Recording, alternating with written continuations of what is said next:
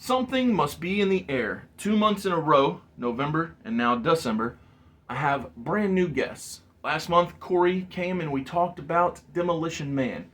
Today, Andy Basham will be here and we are going to talk about Jesus Revolution, which was released this year in 2023.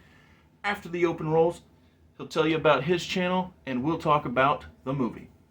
Whether it's your first time here or you're a regular here at Mr. Super Oz, I just want to thank you for tuning in to the channel.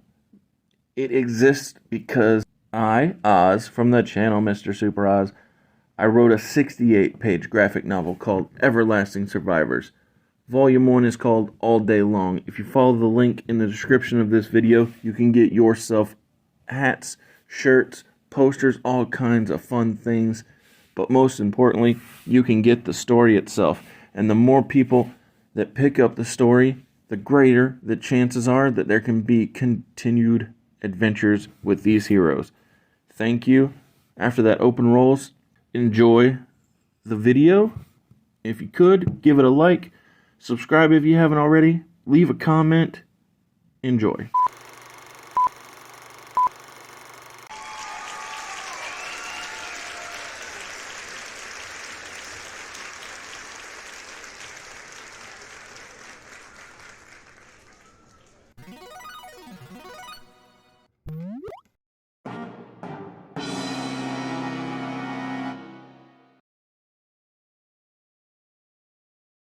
Andy, thank you for joining me for this movie review, and thank you for being a fan. Oh, thank you. It's always nice to talk to people in the real world about what happens on the channel. It is.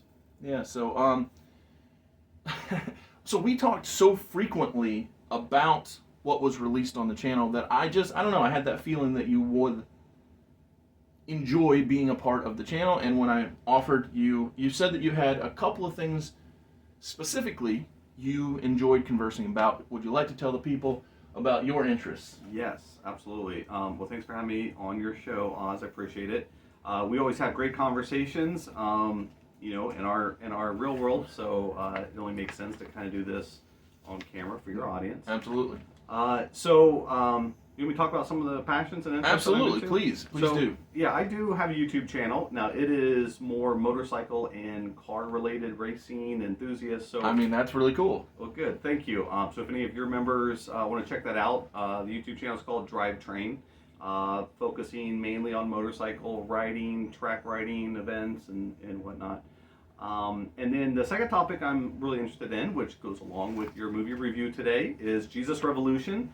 I am a faithful believer in Jesus. I am a Christian, have been most of my life. He has done something amazing in my life.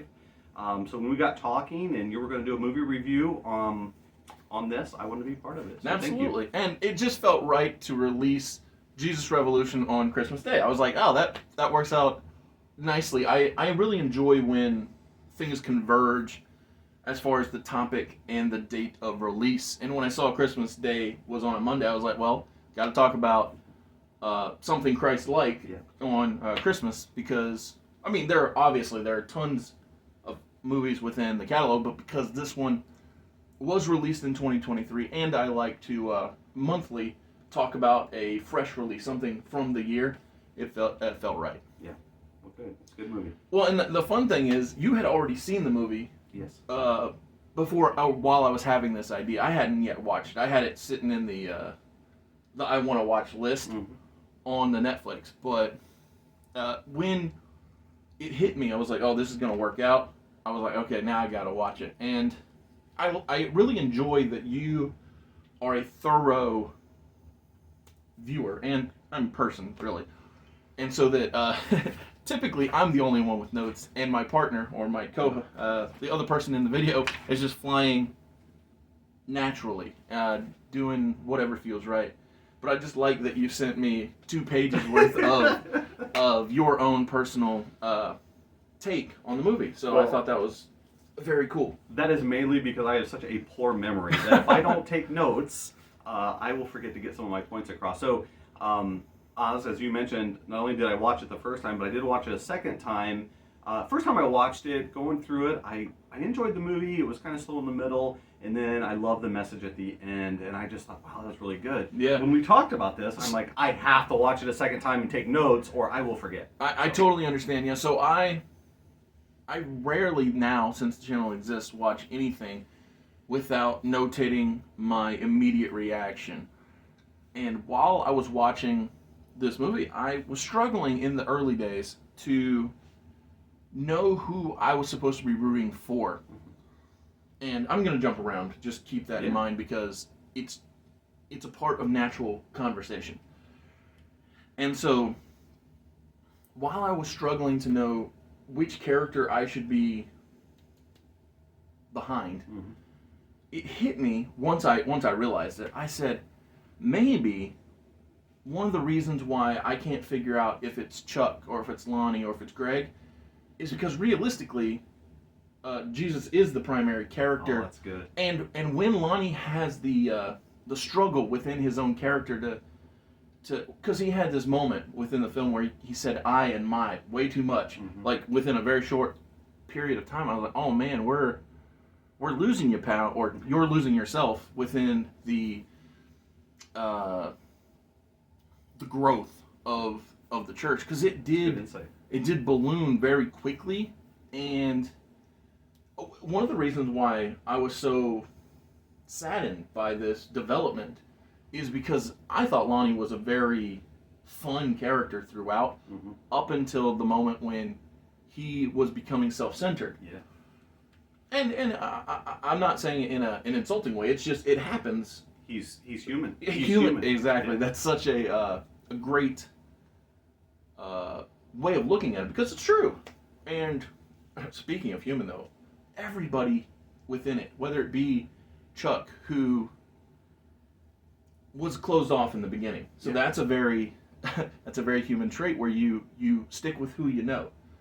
Or he's going through some deep pain. Absolutely. That's why he's closed off. You learn that in the video, that he has some deep core underlying pain that is impacting him. And if you think about it, a lot of us go through that. Absolutely.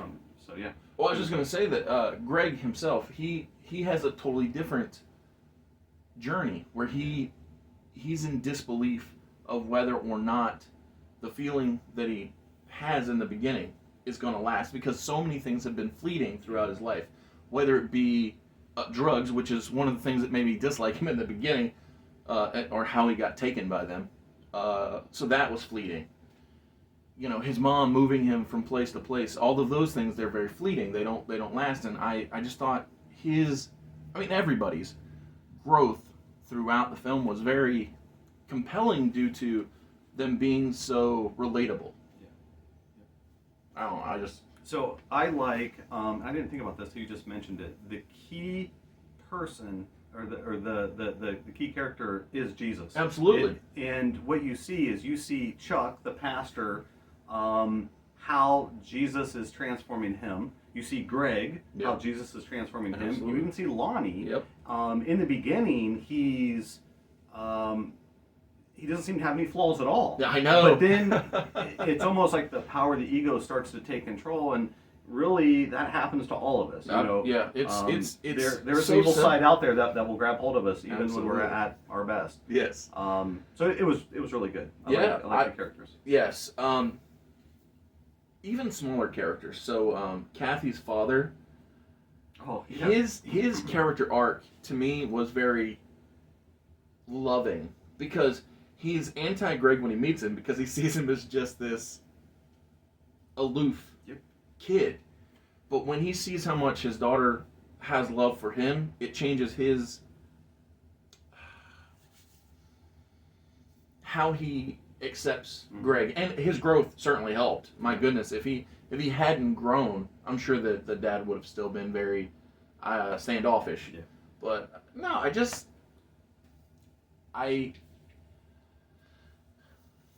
when I was struggling to understand who was the central character, the person to root for, the character to be behind, I was harsh toward the film. But when it came to the conclusion, and Josiah, the writer from Time Magazine, when it was all revealed, like, I think that reveal of the cover, being called Jesus Revolution. I was like, oh wait, this is why I couldn't figure out who I was supposed to be getting behind on the human world. Yeah. Plane, if you will, because each one of them were actually taking the audience to a supernatural plane in their own way. And I love how in the post credit, in the factoids that come up, I really enjoyed how it let us know that these people who had fallen away from one another did end up coming back together. Yeah. And I just like that, because I don't know about you, but I know in my real life there are times when people, or seasons if you will, where people are so important to me, and then for some reason, and most of the time I can't even put my finger on why, they just fall away. Yep. And I think it's just very hopeful, the knowledge that these people who were once close to each other have come back together. That's a great point. The one thing that left me wanting more was Lonnie's character. There's toward the end of the movie, there's somewhat of a conflict between him and his wife. Oh, that's true. He ends up moving to Florida. He says to kind of work on his marriage. He was kind of getting pushed out maybe by the church, but you can tell that's when he was dealing with the ego. Absolutely. But it never really showed what happened with Lonnie until the factoids at the end. Yeah. That Chuck and Lonnie got back together. I think that around 1980 they reconnected, and that was that kind of that feel good moment. And so it was good to see that. Absolutely, I really liked how that Lonnie had such faith in Greg that he was like, "Oh, you're gonna help bring so many people," and then they brought up the fact that hey, he did, yeah, he followed through with that. That faith that his friend had in him, which is great, because it these people believing in each other, I think, is a representation of the. Now, granted, they are real people, so, but the dramatization of the people's real life, I think, is a good example of living up to your purpose that God has in mind for you, or in place for you, if you will.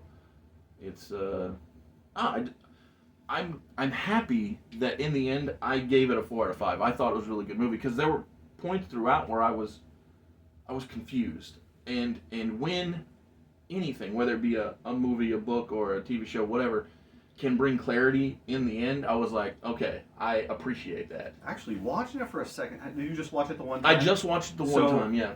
I can relate to that. First time through it, in the middle, it's just kind of like the story just kind of like Miranda, There's a lot of pain in the middle, too. Yeah. The mother has so much pain. Greg's mother. Greg's mom, yep. Yeah, she has so much pain throughout when you meet her.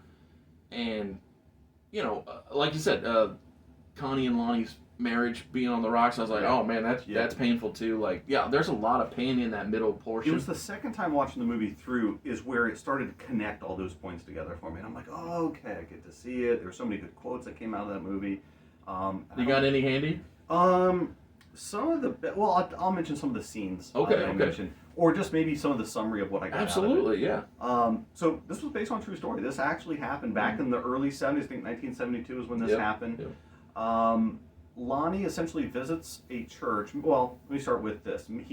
Lonnie meets Chuck. Chuck is the pastor of this. Yeah, Kelsey Grammer's character. Yeah, old dying church. It had a lot of older church members in there. I think maybe like 12 people in the congregation. Yeah, and I think the daughter was probably the youngest person in the whole church. Yeah, that's a good point. So when Lonnie meets Chuck, there's this perception of the hippies back then that the hippies were just into partying, drugs, and they were kind of this outcast. Well, Chuck at first had that perception, but then once he got to meet Lonnie, started to have a different view, invited him into the church, and you could see Chuck starting to warm up to that view. And when more hippies started to join the church, they were segregated. On one side of the aisle, you see all the hippies. On the other side, you see all the older church members. And I saw the visual contrast is so strong, because the original church goers are all suited up. Yep. Yeah. The other hippies are in like basically barefoot, right? Exactly. But what's the deep meaning I saw from that is both sides believed in Jesus. Mm-hmm. But the one side, the older congregation, was more about the traditional do's and do nots in Yeah. Christianity, where the hippies really brought in that fresh view that Christianity is all about a loving relationship with Jesus Christ and people around them. Right. That's really what Christianity is. And the deep meaning that I saw that is that eventually there was that point where, this was the quote I liked, and I'm gonna have to paraphrase a little bit. One of Chuck's sermons, he says he visits New York City, and he went and visited the Statue of Liberty. Mm-hmm. And at the Statue of Liberty, it had some words. I'm gonna look at my notes Absolutely. here. Yeah, I know. I know. I notated it as well. That's why I grabbed mine real quick because I love that Statue of Liberty. Yeah. So the Statue of Liberty had some words that he quoted in his sermon that says, "Give me the tired, give me your poor, your huddled masses yearning to breathe free." And Chuck essentially explains that that's what Christianity is. Give me your poor, your weak, your beaten down, your those that are in pain. Come to Jesus. That's what it's all about. Yeah. And Chuck looks at the hippies on the one side of the church, and he looks at the doors. He said, "These doors are always open. You know, if you're dealing with drugs, you're dealing with pain, you're dealing with hurt, come. These doors are open." And they literally did. They like, did. Oh my goodness. But he then looks at the other side and said, "These doors work both ways. That if you don't like what's coming through these doors, Yeah, you don't have to be You're here. welcome to leave." Yep. Yeah, I love the scene where Lonnie looks at Chuck and says, "You're gonna need a bigger church." Oh yeah. And so they end up doing a big tent pop-up revival type setting. I don't know if it's specifically a revival at this point, but it visually looks to me as though of the time that I grew up when I would see a tent revival where they would pop it up because more people would be arriving than could be housed within the church itself. And even before the tent, there was one scene in the main church where the older congregation goes to Chuck, the pastors, and says, "Hey, we need to get these hippies out of here. They're coming in, no shoes, their feet are filthy, staining the new shag carpet." Yes. So what does he do the next Sunday? He does the Christ-like thing. Amen. Where he washes the feet of the people to before they enter. What a great example and solution of that problem. Absolutely, yeah, exactly. Oh, our solution is get rid of them, and his solution is we'll just clean their feet. Yeah, no problem solved. Yep. I like that. Yeah, that was. I'm glad that I actually watched the movie. There are times where I intend to do something, even if it's something small like watch a movie, and it just gets away. Yeah. But it's exclusive or explicitly because we agreed to do this that I made the time to do it, and I appreciate you for that. Awesome. Thank you very much. Yeah. If you have a score in mind, feel free to tell the people. Well, and if you don't, you don't have to. But yeah, like to me, my scale is fail, pass, fine, good, great. Generally speaking, Okay. It's just easy. 1 to 5 stars. If I had to rate it, I'd rate the movie a 4 out of 5. Yeah, me too. If I had to rate the message, it's a 5 out of 5. Oh, okay. And to me, what the underlying message said to me is that Christianity is not about following rules, do's and don'ts. It's about accepting Jesus as your personal Lord and Savior. It's about love. And what happens is when you find out that Jesus came, died on the cross for your sins, and you have that love for him, then you want to start being more obedient, and that's when the do's and don'ts come into play. So that's what I got out of it. Well, and I think that's where the concept of Christ-like comes from, where you want to do better, be better, strive to follow the path that was laid. And I think that it's very clearly illustrated that that's their attempt when Lonnie asks Greg in the ocean, do you want to accept Christ at this moment? And often I feel as though it's treated that you have to tick all these boxes before you can move forward. But in this context, it really laid out how the acceptance, the belief, and comes first, and then you. Oh, that's so good. Yeah, and so I just, and it's also very powerfully done with both the sound and the visuals. I just thought it was one of the best presentations I've seen recently, at least. Yeah. And so, no, I mean, like I said, if you got anything else you want to add, you're more than welcome. The only thing I'd like to add is Absolutely. one of the little factoids they add at the end. And I don't know if this was in the Time magazine clip or not. Oh, man, speaking of the Time magazine, Yeah. I really enjoyed Josiah, the writer, and his open-mindedness and wanting to get all of the information from everybody involved. I really, his role at the beginning and then his impact at the end, good stuff. So this is what the factoid said. Historians considered it to be the biggest spiritual awakening in American history. This is what happened in the early '70s, and I thought that was amazing for that to come out in Time magazine. That's not something that you see in today's media at all. For In fact, sure. it's the opposite. I do know that a person I like says that he believes it's coming again. His name is Andrew Klavan. I don't know if you know who that is. Mhm. So he started out as a mystery writer, thrillers and such. But I mean, nowadays he's kind of a political commentator, but he also still writes. Anyway, he believes that a great awakening is at foot. Mhm. I mean, obviously, I can don't see that. Like, obviously, I don't know. I'm not. So- but my point is, hope is always in abundance, and so I like when people are optimistic. And I would believe that. I would just end with this: is that I believe I am a walking testimony of that. 2 years ago, Jesus completely changed me for the better, and it's not something that you can really explain to somebody until they've experienced it. Right. So I'll just leave that with your audience as well. So I apologize for not letting that be the end, but to that extent, right? Not just yourself, but another friend of ours, much like yourself, Mhm. on a daily, man, he's always carrying that that smile, that aura, that presence about him, and so Yeah. I appreciate him and you, but people who are welcoming, and so he invited me to his church, and it's been such a